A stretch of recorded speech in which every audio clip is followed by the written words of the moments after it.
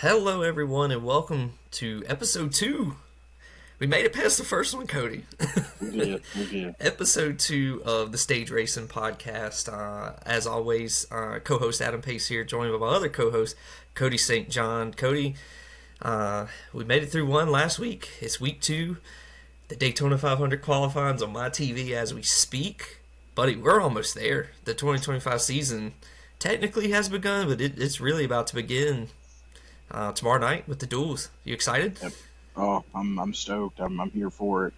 I think we're in for some good duels, and I'm excited for Sunday. Yeah, me too. Mother Nature hopefully will cooperate. Not looking good. We'll talk about that here in a little bit, but I just want to start off. We're going to jump right into it. Let's wave the green flag. We're going into stage 1 right here, right off the bat. First off, for the bottom of both of our hearts, I think I can speak very well for both of us to say thank you to everyone who's watched so far. I've gotten text, Facebook messages, likes, comments, subscribes on YouTube, coming through Apple Podcasts or iTunes as well. So just thank you for that. And we'll continue to evolve this here, hoping to get it on Spotify soon. Honestly, just haven't been there because I've been busy and kind of lazy and haven't done that. So hopefully getting that one up here for episode 2 coming up as well. Anything else you want to add to that, Cody?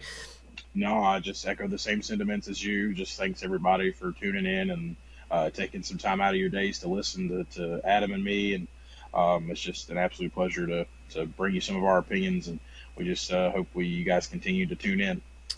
All right. Well, so one thing we decided to add, we were texting about after this went out, is we had a comment on YouTube, and it spurred some talking points. So we decided each week now we're going to try to add in, if we get some comments on there that are worth discussing, we're going to try to add that in. So let's start off and shout out to Eric, who left us a message on YouTube, or a comment on YouTube there. Eric and I, and Eric and Cody, we all go way back, but he had some good things in there that we wanted to talk about. So let's start with that. We have some new TV partners this year, Cody. The Xfinity Series goes to the CW, and I don't know if you saw the tweet that they went out today, how they're going to kind of have their scoring listed on there. I think that's a win for the CW, and both of us being ACC fans, we've got to experience some CW sports from time to time over the last year here, and they're not that bad. I don't know what your opinion of them has been through football and basketball, but I don't think they're that bad. Yeah, no, I mean, I think they put out a pretty good product for, what the CW's budget probably is. The one thing I will say to the football is they brought is that referee cam. I know you know what I'm talking about. That one's pretty cool. So, who knows what all they're going to bring to NASCAR? Maybe they'll have something, kind of similar, or you know what they need to bring back? I know it was a Fox thing. The digger cam. The digger cam. You're the exactly digger right. cam. So yeah, I know I would agree with that. So and I did see the new tracker. I thought it looked great. It's clean. Yeah. Much better than what Fox had on the Super Bowl Sunday night, that's for sure. Yeah, we won't get into all of that. But, and then our other one, of course, is Amazon coming on board, bringing Dell Jr. with them. Thursday Night Football on Amazon for the NFL, I thought it's been pretty good. Pretty much everyone has Amazon Prime these days. I'm shocked to hear people don't. Yes, it does take NASCAR off basic cable, but I think it opens up a new wave here. They're not covering that many races. It's just kind of that summer grind. But I'm excited to see what they bring to it. Yeah, I mean they got an endless budget, so and they're pretty innovative. So let's just hope it's not like the first Thursday night football game where the quality was complete crap. So as long as we get that, or it's not a Netflix thing with the with the Mike fight, Tyson and it fight. just falls apart. Yeah. So as long as we can get past that, then I would take the first one as a total success. So I agree. But excited to see what they bring to the table too. I agree. And let me address this. I haven't addressed this yet. New location for me tonight, down in the man cave. Got to point out the paperclip right here over my shoulder. Cool little thing I bought a year or so ago, and I love it. It looks good for this podcast. But I work from home as well, and when I do video calls, I got to make sure I have it here because no one knows where Martinsville is. And you can say, hey, we have a racetrack. But anyways, that's off subject. But moving on to the next one. As part of this deal too, we're getting in-car cameras and radios on HBO Max. I used to have Max, I don't anymore, but it might be worth signing back up for this. That's kind of exciting. Y'all know I'm all here for it. I do have Max, so we just share that. But I like that idea. yep. So I mean, I'm super stoked for that. I'm probably going to end up having probably having the in-car camera and radio actually on my iPad during race days, Yeah. and having the main TV stream on my Yep. TV. Or I don't know if the in-car stuff is better, which I mean it possibly could be. Hmm. I might put that on the TV and put the actual race on Fox. So I'm super excited for that. I think for me, it's kind of like when you have a scanner at the race.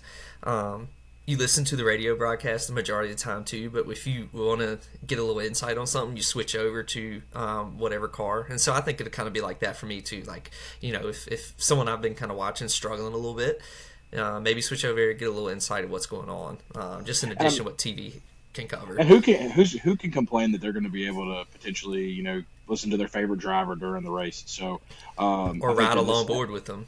yep. And guess So I what? think You don't have to pay NASCAR or anything. Like it's with HBO, which a no, lot of people have. Like yep. in the past, if you want to do it through the app, it was like a subscription and all this, that, and the other. So that I will consider that a W for NASCAR. They don't Yeah, get many W's these days, but I'll give them that one.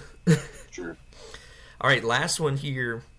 I think in this stage, and this was a good thing that Eric brought up that he was curious about for this year. Will the 2311 lawsuit be distracting to Denny Hamlin or his team? And I'll start this one, Cody, if you don't mind, since Go for Denny's it. my driver here. First off, if you've been living in a cave and don't know what we're talking about, NASCAR had the new charter agreement come out last year. Teams try to negotiate with them back and forth for what seemed like forever.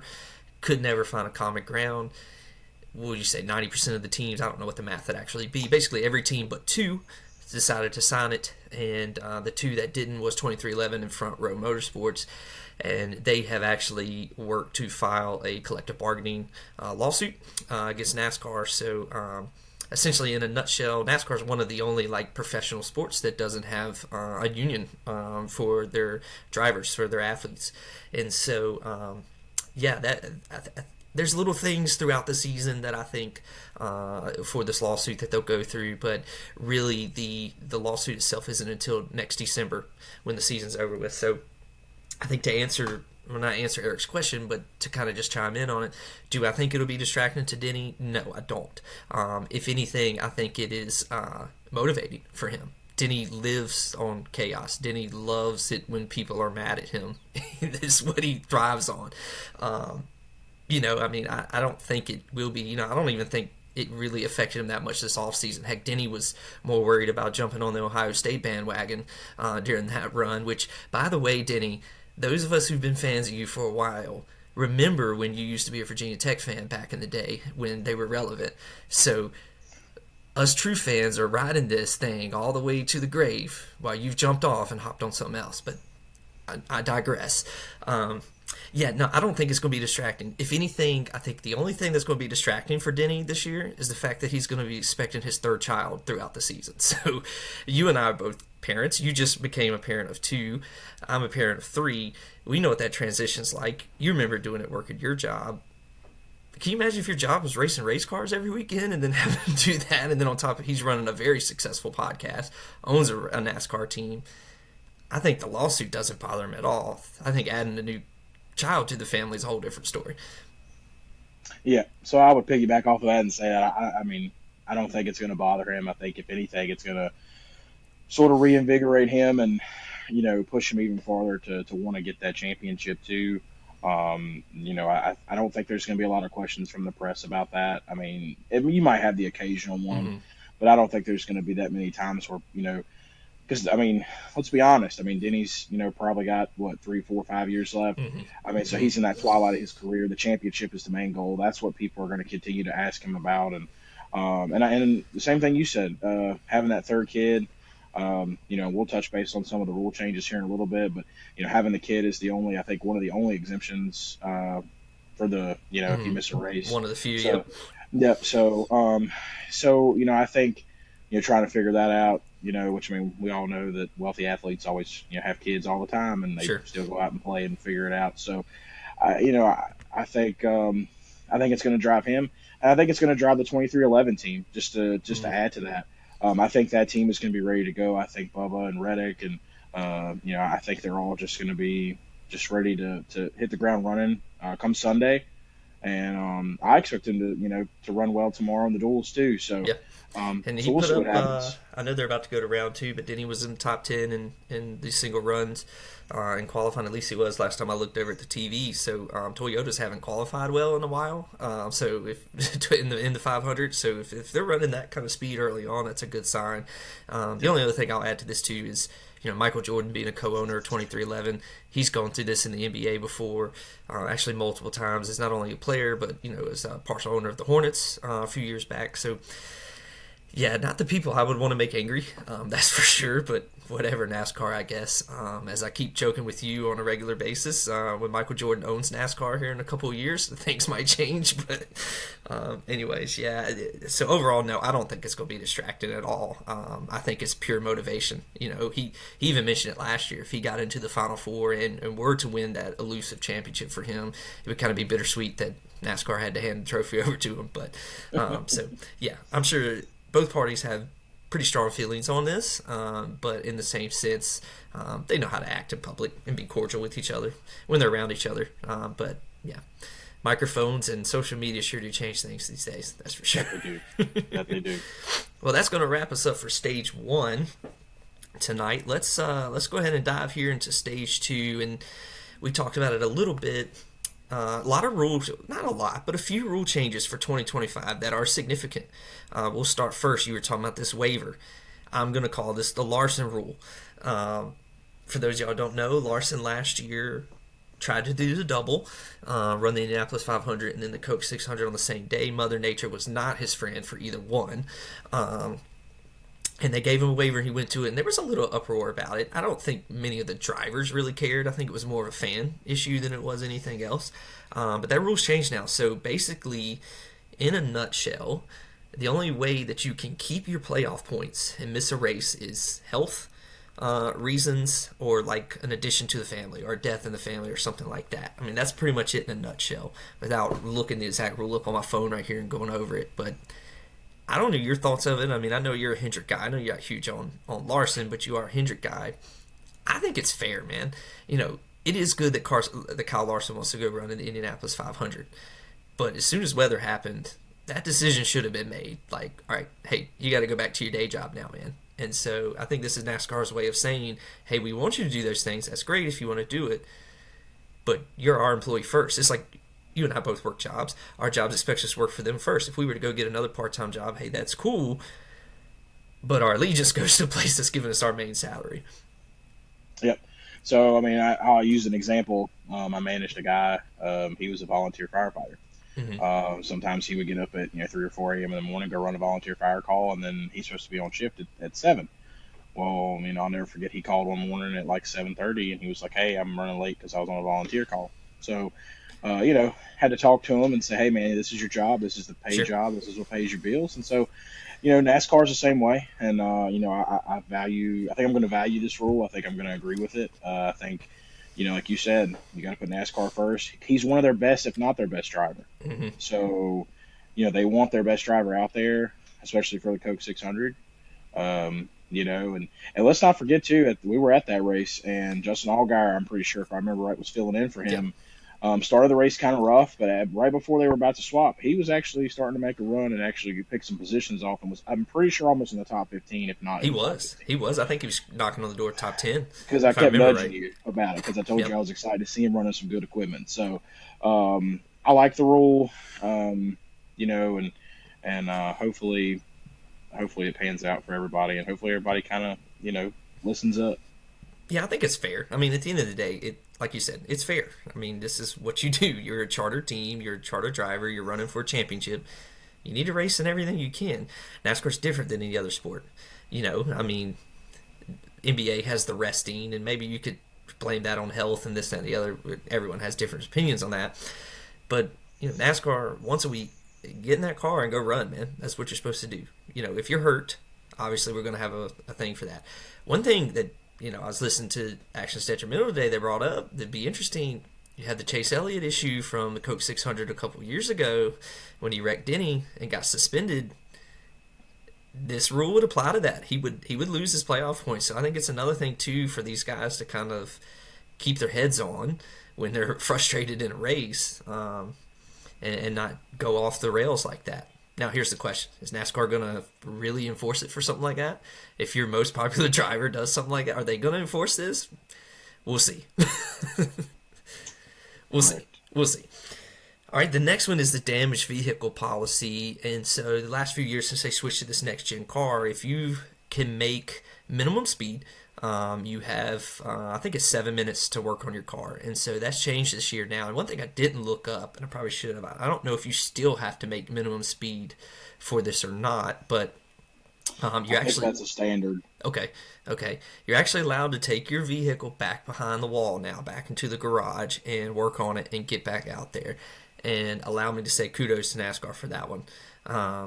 Especially when you had all the issues last year with the tires going flat. These tires they run on these things going flat. They're towing these cars back. There's really not that much damage to them.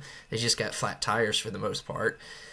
And then you're just kicking them out of the race because of it. So I think this fixes that. And I consider it a win. And going to the paperclip over the years, how cool was it to see a car crash out in the first 10 to 15 laps of the race, and then like lap 400, here they come with no hood, no bumper, just everything missing. But hey, they're getting some points. Yep.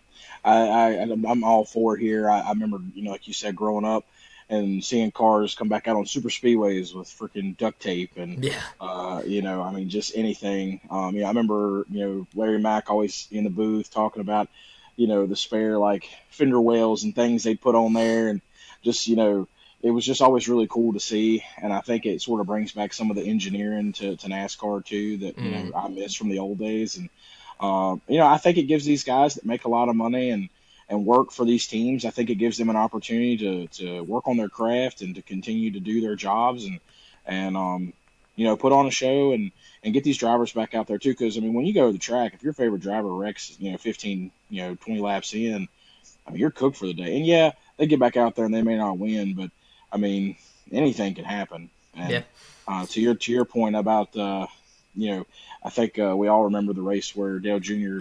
I can't remember if it was right or left front, basically tore that whole thing off and at Martinsville, and he ended up finishing I think like top 5 that day. yeah, Because he kept because it was able to cool the brakes down.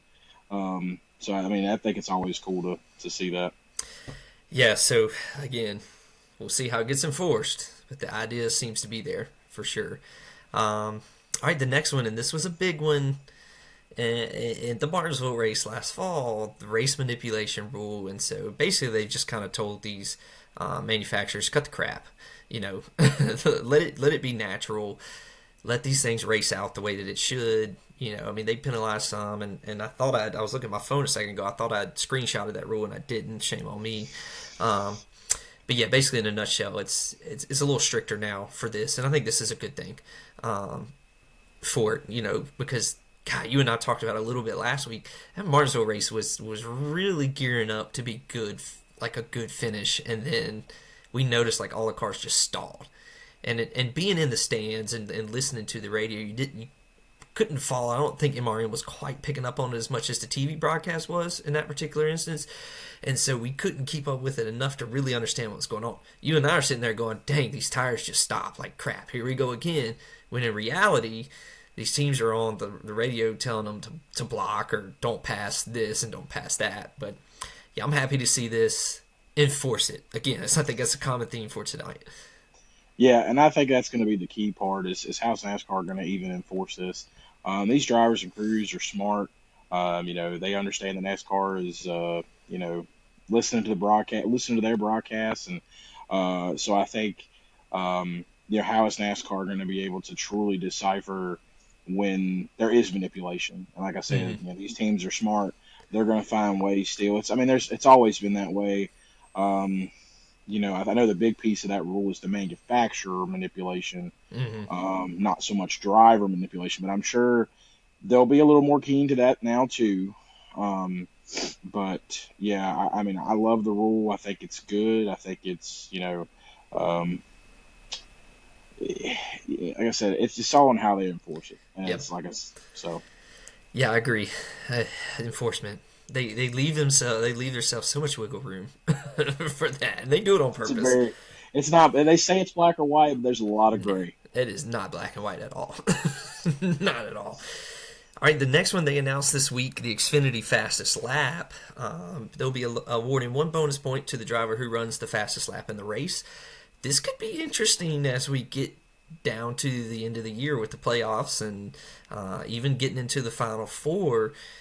Before I ask for your opinion, let me go on the record now and say, as a Denny Hamlin fan, I'm almost willing to bet the house that he misses the Final Four this year because someone gets the fastest lap and gets the 1 point to pass him. Like, I almost expect it. Like, I know it's coming. I know it's coming. But yeah, I don't really know personally how I feel about it. Like, I'm back and forth on whether I really like it or not. It's interesting, but it's going to happen early in the race, and it's going to be someone in the top two or three to start the race, more than likely. Now, these super speedways could be a little bit different, but yeah, I mean, it's interesting. Yeah. Um, Remind me again back, in the old point system. You got 5 bonus points for leading a lap. Was there 5 bonus I points for the think there was fastest something lap for in the this? fastest lap, so Yeah, it's I'm kind pretty of sure bringing there that back. was. So I think, kind of dipping back into those grassroots we've talked about. I told you that was kind of my theme for the Mm-hmm. season. Um, so kind of dipping back into that. But I also agree where we've kind of been away from it for so long.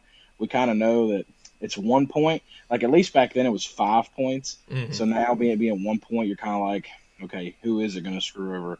Who is going to have the fastest lap? Well, But I, in fairness, too, 1 point now is probably equivalent to what 5 points was back then with that That's scoring true. system. That's true. Yeah. So I do like from the fact that I think it is going to push some of these teams to really try to run the fastest lap because I was thinking about this a little bit earlier when we were texting about it earlier today, and we're one of the big things, and we'll talk about this in the next segment. But when coming to the Daytona 500, everybody's worried about gas mileage, and they're going to Mm-hmm. worry about gas mileage at mile and a half.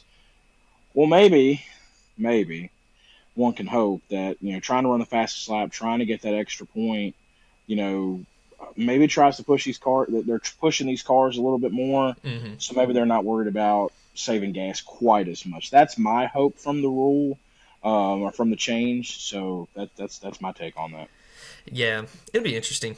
We'll see Sunday, like you said. I could also see them probably still trying to save gas, and we'll get into this in the next segment.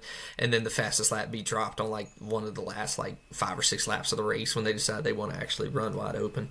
Um, and then finally, one of the next new ones that if we would have recorded this a couple hours ago, would have been big. But the open exemption provisional, and so basically what this is if a driver outside of NASCAR, outside of a chartered team, comes in. And for instance, this weekend is Helio Castroneves, who was an IndyCar driver, comes in. They will give him a provisional if he doesn't get in on speed, and it's not a provisional to take one of the 40 spots. They just add an extra spot. I think it's interesting. I don't know if I necessarily like it. I think they need to evolve it a little bit more because what almost happened tonight, and it didn't because they got in on speed. What almost could have happened tonight, Castroneves gets in on speed, Jimmy Johnson and Martin Truex Jr. don't, and he takes one of their spots, and that's two champions. One who's tied for the most championships ever in NASCAR history, and you're not going to let them in for someone who doesn't even race NASCAR, never really has. Like, yeah, I still think this is going to backfire at some point. Kyle Busch, I saw an interview today, said that, okay, if we were going to do that, that's fine, but you need to have a champions provision in there Provisional. too. And I liked it. I don't know if you heard this. I don't know if you ran across it on X today or not, but what Kyle Busch was saying is, hey, if we're just wanting to do one spot, maybe don't just let both champions in, but let's say, for instance, that you have Jimmy and Martin Truex, and let me try to think of a past former champion. Let's just say Jeff Gordon decided he wanted to run again. And then between those three guys, whoever runs the fastest lap or in the duels finishes higher, they get one spot. So you're getting one for people outside of NASCAR and then one for any past champions who come into it. I think that would be a good switch. But overall, the open exemption, man, I'd have been ticked off if Martin or Jimmy didn't get in and someone who'd never raced one of these did. Yeah, no, I would agree. I think trying to kind of push out your own guys that help make the sport what it is, especially Jimmy of all people. Um, NASCAR's using this to try to, pull some more names, some bigger 100%. names, into this as we kind of go into this new era. We talked about, the TV deals and things like that too. So I mean, NASCAR's really trying to pivot, to get a lot of new fans in here, and so they're I could see them trying to use this to get some interesting names to come into the fold. Not that I necessarily agree with it. Like I said, there's more left to be desired. So I'm eager to see how they utilize this and what names they go after. Because I mean, there are some names out there that I'm sure. I want to go on record now and say a current F1 driver probably takes, or one who's about to retire soon, probably takes advantage of this in the near future Yep, at a road course. If, I would which they agree. probably get it on speed, but even then, yeah. I would agree with you. So, and I know exactly who you're talking about. Yep. So yeah, like I said, I'm eager to see how they're going to use this long term. Um, you know, I'm, I mean, good, great for Castro Nevis. I mean, I think that's cool and all.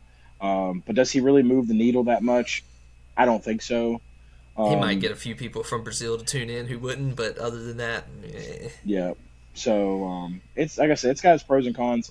I did not hear what Kyle Busch said about that, but after you said that, I kind of like that idea. So yeah, I mean, it makes sense. You're gonna say, and I think the actual rule is like someone from another series with excellent credentials or something like that. hmm All right, that's cool, but this dude won the championship 7 times, man. Like, yeah. I I, mean, he's in on speed, by the way. In case you well, didn't get it, Truex and him both locked in on speed tonight. They okay, don't even good, have to race in through the duels, but it's good. just like, whatever. And I will say, you know, and I will say that, well, you know what? I just had a brain fart, so we'll just keep It moving happens, on. man. It's been a long day.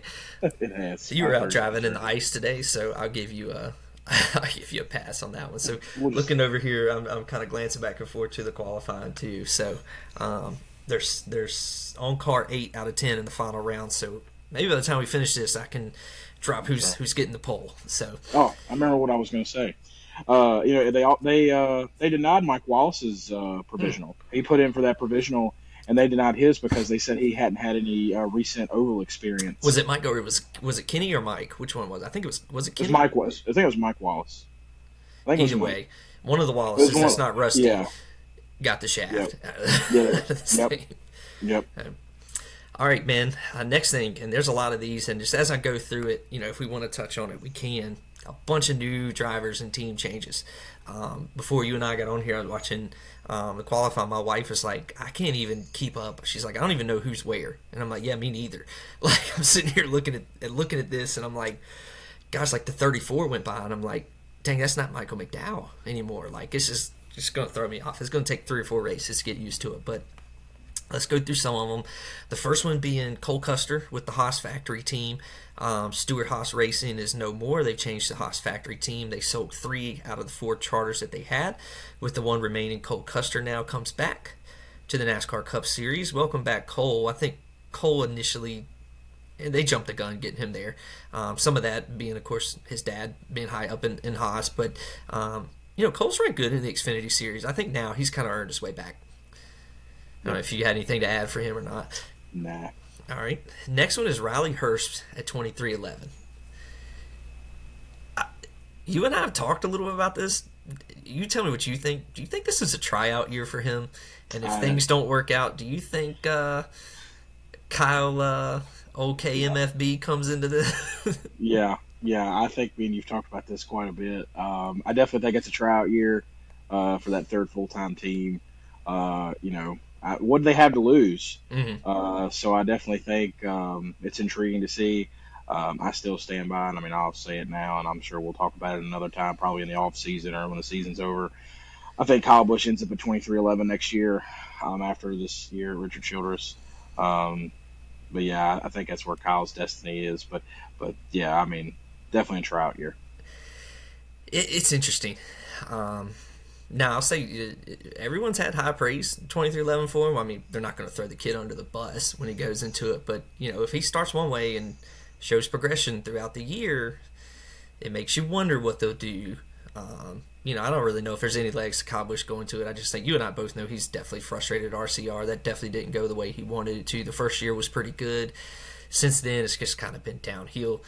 So it'll be interesting to see where he is next year. I'll be shocked if it's back at RCR. I'd almost say there's no way he's going back there, but he'll land somewhere for sure.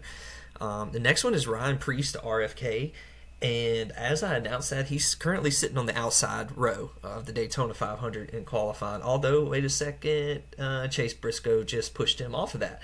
So, I mean, obviously, I like Ryan Priest, man. I think it's good that he's getting some good equipment here, and it's a good time for RFK to get that third car.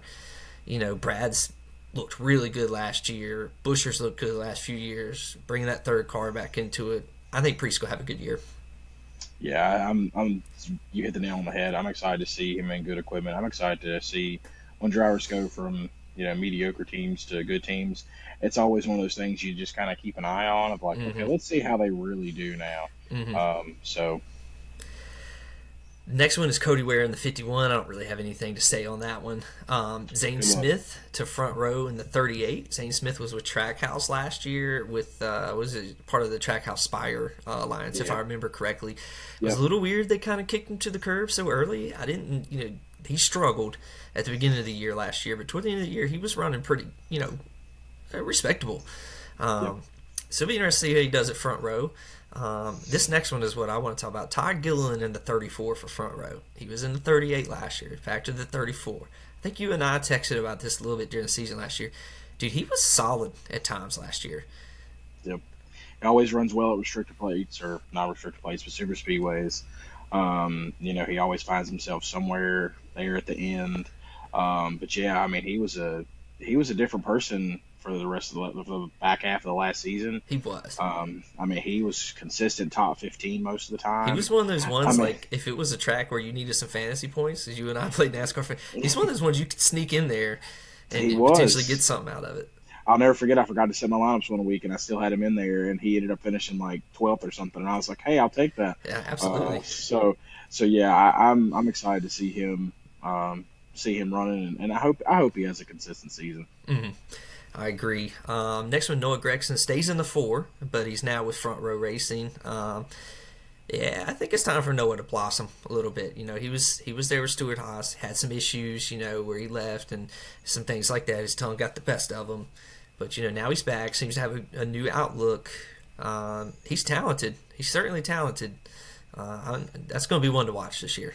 Yeah, he was my pick last week to win a race this year. I still stand by that. It's been a while since we've seen that 4 in victory lane, and I think he's going to be the guy to do it.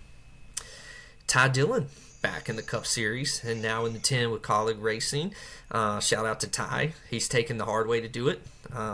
Whether he wanted to or not, I don't know. I won't put words in his mouth, but kind of suspicious that Granddad doesn't seem to want to have him around. I don't know. That's just my personal opinion.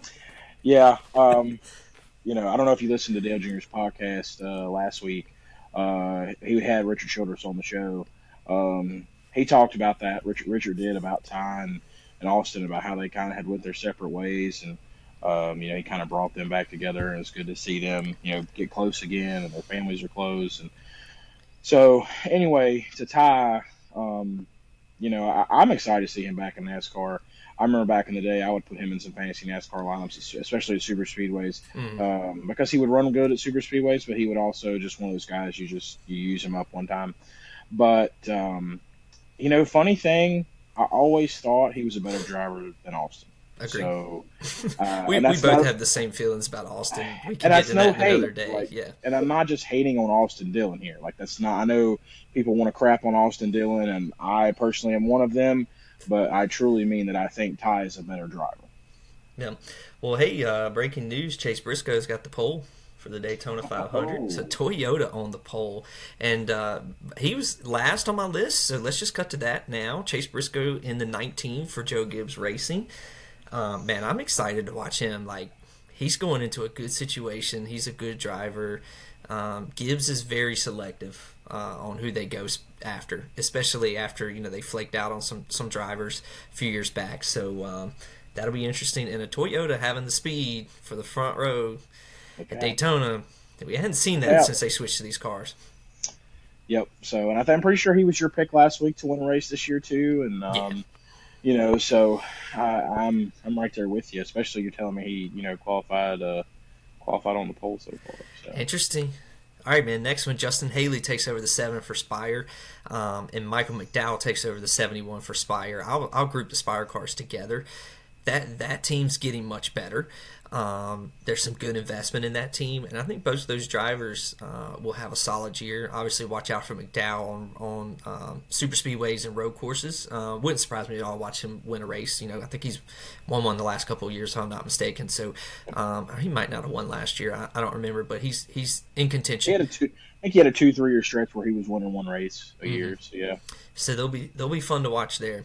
Of course, I'm gonna switch it up here. Josh Berry to the 21 for Wood Brothers. Man, I'm excited about that one. You and I both really like Josh Berry, Yep. and if Wood Brothers, which really is just a glorified name for Penske, get him the equipment he needs, he could be interesting on some of these short tracks.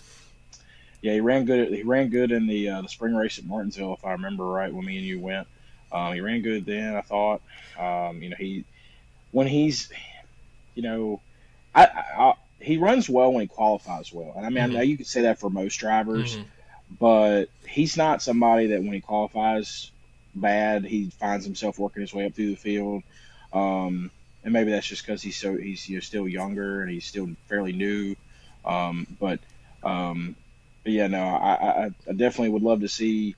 I would love to see the Wood brothers succeed. I Of think course. us, of course, being from Martinsville and their hometown, even though they're not in Stewart anymore, they're down there in Charlotte. But anytime you see the 21 do well, and like I said, like you said, we like Josh Berry. I'm excited for that. Yeah, they're an easy team to pull for. They always seem to go get drivers that just have a good kind of story with them. Easy to root for. And then last but not least, definitely not least for me because I picked him as my dark horse in the championship four last week. Shane Van Gisbergen in the 88 for Trackhouse. I'm gonna keep standing by that. I think I was in the moment a little bit last week, but I'm gonna root for him as we go. I'll say this: we talked about him a lot last week, but I will just allow me to say this, and if you want to add anything else, feel free. Good to see the 88 back on the circuit. Yeah, 100%, 100%. All right, well, that's going to wrap up stage two there. Catch my breath for a second, and we're off to the final stage. So, as we start to close this out, even though we're definitely not closing it out yet, favorite Daytona 500 memory, Cody? It could be more than one. Uh, Because I feel like the easy one here, of course, would be we're old enough to remember when Earnhardt won. yeah, That's an easy one. yeah, yeah. But yeah, other than that, what is it for you? Uh, I mean, when Gordon won in '07, I think that was always a good memory to me. Um, you know, when Junior won that one with Hendrick, or did he win two with Hendrick? Correct me if I'm wrong, but I know he I won think in it was, 2014. yeah. So seeing him win, I thought that was really, always really fun. But definitely Dale Earnhardt's probably the number one uh, memory. So, and yeah, like I said, I don't. Daytona's always bringing interesting stories. I will say this, and this is a personal story. So, back in the day, we did we were in high school. So I guess it was when I was in. We don't need to Uh, say how long ago that was. I think I was in ninth grade or 10th grade. We did like a weekly race pool, Mm. and it was me and a couple friends. And I will never forget. I'm gonna shout out a friend here, Brian Cochran, who really wasn't in the NASCAR at the time. When we did this, he picked Ryan Newman, and the rest of us picked whoever. And Ryan Newman went on to win that Daytona 500, and I'll never forget that because like I said, who was going to pick Ryan Newman? And he was. I thought I'm not. I don't even remember how long he had been in NASCAR at that point, but Mm-hmm. it wasn't long Mm-mm. because he was still in Was he the in the old All-Tail. 39? Or no, it No, was in the 12. He was in no, the he 12. was in Yeah. the 12 and All-Tail car for Yeah. Penske. So yeah, that's just a personal memory that nobody else knows. But Man, for me, there's so many that I can think of, but I think a few stand out to me.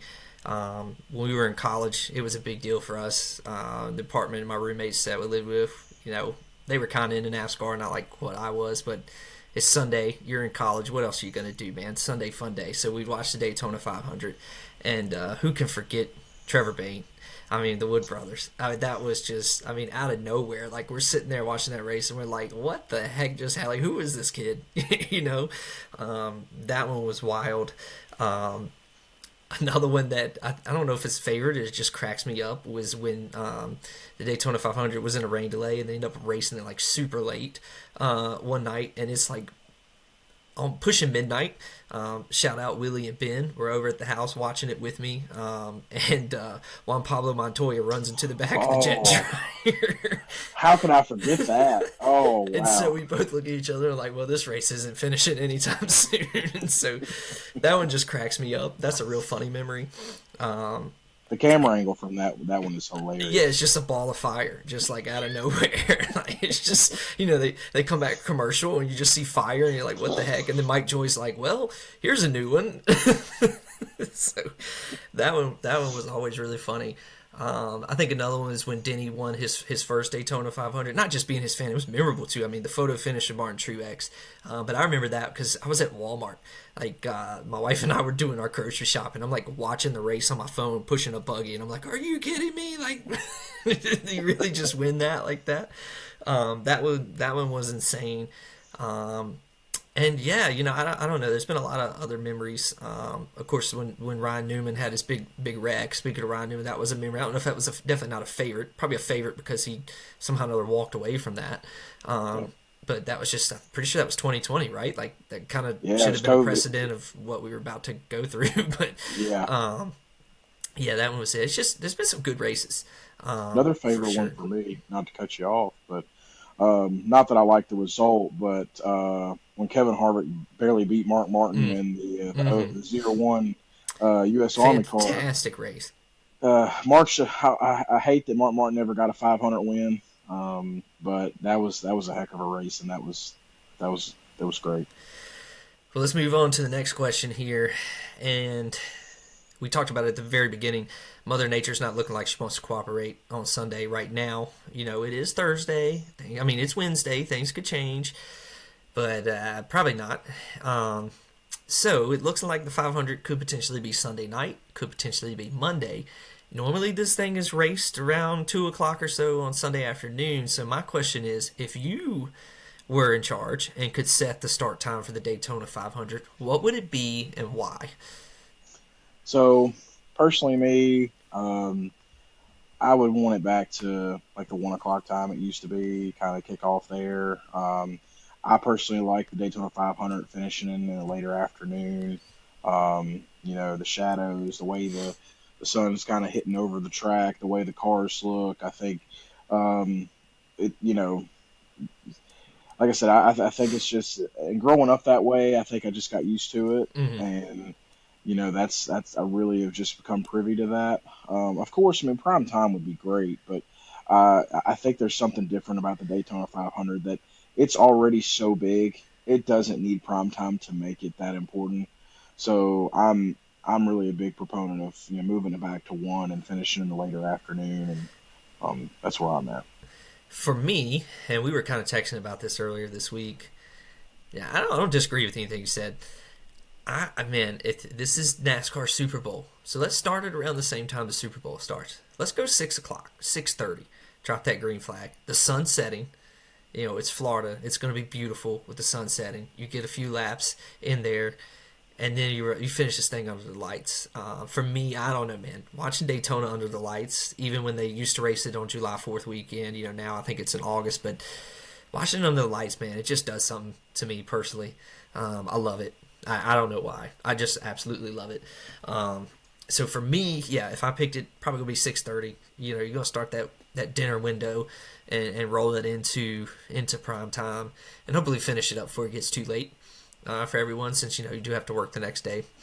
But yeah, personally, I would enjoy that because then I could probably throw something on the smoker, get some good food going like we did the Super Bowl last weekend, and just kind of make a big event around it, which is kind of becoming that with my kids kind of getting into NASCAR now. So I'm sure we'll do something a little special Sunday if Mother Nature cooperates. But yeah, that's kind of where I'm at. All right, next one for you, man. What are you watching for or paying attention to when you're watching the race this coming Sunday? What's Cody going to be dialed in on? Um, just I mean, realistically, um, the gas mileage. Like I said, that's the one of the big topics. Seeing, if these guys are really going to be running these cars, 75% or 100%, which I think we already know the answer to. Yeah, Um, looking at the new drivers, looking at the partnerships that are going to be created, and seeing if manufacturers are going to match up like they typically do. Um, just seeing you know who becomes buddies and who starts working out deals, and you're seeing who's got the super speedway speed mm-hmm. because you know we're going to go to Atlanta, we're going to go to Talladega, um, God, still so here in Atlanta is a super speedway is still crazy to me, but yeah, it sounds weird coming out my mouth, but it is what it is right now. But yeah, I'm just really dialed into all the new teams and seeing who's going to work out these deals with one another, and hopefully we get a great finish. Hopefully we get to run the race. yeah, I think for me, a few things. Of course, the gas mileage. Like, can we just not poke around at 175 miles an hour, please? Like, I'm begging you. If I want to watch 175 miles an hour, let's start the season at Charlotte Motor Speedway. Like, honestly, um, I think that's a big one, but we know the answer to it. The other one, which I think we kind of know the answer to, but at times last year it seemed that we could get a third lane going with these new cars. Initially when they started, these guys were having problems being able to draft like they used to. I think they're starting to figure it out now. They had to completely relearn it. Gone are the days where you can go from 30th to first like Dale did back in the day in just a few, handfuls of laps. So track position is very important. So that's another thing I'm watching. But yeah, can we get a third lane going? Can we just get some good racing, man? Like, come on. Really, yes, this is a big one, and whoever wins is locked in the playoffs right off the bat. But in the same sense, the real season doesn't start until next week. So let's go have some fun. So that's kind of for me. That's what I'm watching. And then of course, when's the big one gonna happen? Is it gonna be early? Is it gonna be middle? Is it gonna be late? And which big names are gonna go home sad? Like that's How, always how, a big story. how many are we going to have? Is it just going to be one? Yeah, exactly. It could be more than one. It'd be interesting. Let's just make sure with rain in the forecast that we don't drop the green flag and have these guys going wide open into turn one like we have done before. Yeah. Oh man. All right, man. Let's get to it. Let's start wrapping this thing up. If you had to pick a dark horse, and now honestly, this is one of the hardest races to pick a winner for because it's such a wild card. We've seen a lot of dark horse winners over the year. Who's your dark horse winner this week? My dark horse winner. So we texted about this earlier today. You didn't want me to spoil it for you. And it's a little bit of a trendy pick, I'm sure, right now. Um, but I'm going to go Justin Allgaier in the 40. He's The got to get JR in Motor. though. He's got to race his Yeah, way in. he does. So I think he can do it. So I think if he does get in, he's my dark horse to win the thing. I know Junior wants to win this thing probably more than anybody. So, this is Junior's first Cup car. Mm-hmm. So that's kind of my dark Man, I don't horse know if you saw it. to He was win it. at the garage when it opened at 6 a.m. this morning. He He's excited was. about this. It's coming. It It being yeah, they're going to field a car in the Cup Series soon. they are, It's and coming. I think, like I said, I'm excited for Justin to get the opportunity. He's run well. He's run great in the Xfinity Series. I hope they make it in. If they do make it in, he's my dark horse. If they don't make it in, then I'll give another one. And this is not so much trendy, but it's a little bit different. I am excited to see Martin Truex. He's Mm. got Cole Pern back up on the box. Old number, same sponsor. Um, They actually so have pretty good speed. yep. So I'm excited to see him. He's still trying to catch that elusive 500 win. Yeah. I'm going to pick the old man. I'm going to pick the veteran here. Here's my dark horse, and I've been back and forth on it in a while. The speed has let me down a little bit, but this race is just so weird. I'm going out there. I'm going to regret making these big bold decisions. I'm going to take two. Let me give two. My first one, Carson Hocevar. I Thought don't. about him. Something tells me he's winning a race this year, and I could see something like this where he gets, works his way into it. Maybe not, but at times he just looked really good last year. That's kind of my one. If not him, man, I don't know. The Fords and Toyotas have looked good. So if you're talking dark horse and you're thinking those manufacturers so far, Josh Berry could be a dark horse there with the Wood Brothers getting another crazy win to start things off. They won the fall race with Harrison Burton last year, so they obviously know what they got to do to get there. And you can say it's a luck race, but at the same time, you keep working your way up there on a regular basis, which the Wood Brothers usually seem to be in these super speedway races. Is it really luck? They seem to have a good strategy there. So, yeah, I will say Carson Hocevar, Josh Berry are my dark horse winners. So, without telling me what your fantasy lineup's going to be for Sunday, who's your one pick to win? I've been thinking about it all day since we texted earlier. Um, you know, I, part of me doesn't want to say this, but because it's it's very chalky here, but um, yeah, I feel like Denny's probably going to win. Mm. That's You know, I could see it. He obviously has pretty good speed. He's starting in the top 10. Well, for now, the duels duels. will decide everything else, but that at least shows like these Toyotas have good speed. Not a bad pick. I thought about it. Not gonna lie. Then I bounced around a little bit on some Hendrix cars. Then I was like, man, what about RFK? And then RFK in practice today had some steering issues, and I'm sure they got it fixed, but it makes you a little nervous. Um, I'm gonna go with the pole sitter. I was thinking Chase Briscoe after I saw him run. I think I'm gonna stick with that. We know we're both picking Toyotas, but something just tells me they're gonna get it going. If they start the year off hot this year, it should be interesting. Okay. But also, man, and I know I said Hendrick would surprise me if old Willie B went back to back. Yeah. And also best paint job of the weekend too. Thing is fire. Taking it back to your old Rainbow Warrior days there, but That's right. yeah, I mean Hendricks finds a way. He also always starts the season off just red hot, man, about as hot as his car. So yeah, it wouldn't surprise me for that Yep. one And either. I'll give another one. Wouldn't be surprised another Toyota, but wouldn't be surprised to see Bubba Wallace up there. Give a shout out to one of our friends who said that Yeah, earlier, shout but out to Brandon. He's gonna always pick yep, Bubba. So always. he even said So shocker.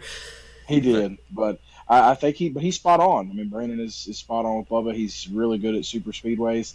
He's really started to figure out. He was one of our drivers that me and you talked about last week that mhm. could get into the playoff this year, maybe make some noise.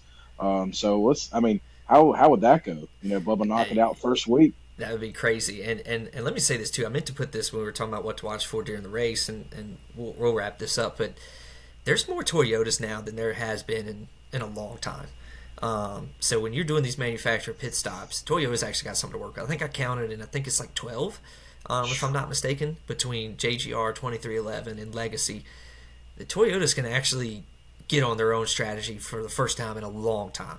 And they had the ability last year, but Legacy was new to Toyota, and they were kind of doing things on their own, which they wanted to do, which is fine. And I think now they've got a year under their belt. Um, these Toyotas could be a force if they got speed like what we're seeing, and then now they actually can, all relatively pit around the same time. Yeah, it's gonna be interesting. For sure. All right, man. I think it's a good way to finish this one out. As always, hey, if you guys have rode with us for 53 minutes tonight or today, whenever you're listening to it, we appreciate it. If you're watching on YouTube, go ahead and subscribe. Give us a like. Hey, if you're on iTunes, drop us a review. Hopefully it's a good one. I don't think we've offended anyone yet. I won't promise that we won't at some point. We're not the brightest crayons in the box from time to time. But yeah, we appreciate it, and hopefully get this one up. And when we're back on the next one, man, we're going to be talking about the winner of the Daytona 500 and our thoughts for it. And it can't come soon enough. Buddy, I wish you lived closer. I mean, you're only an hour and a half away, but if you were closer, we'd come over and watch this Oh, thing. it would be a no-brainer. Yep. So, hey, Cody, as always, I appreciate it. And to everyone else, thank you for watching the Stage Racing Podcast. Have a good one.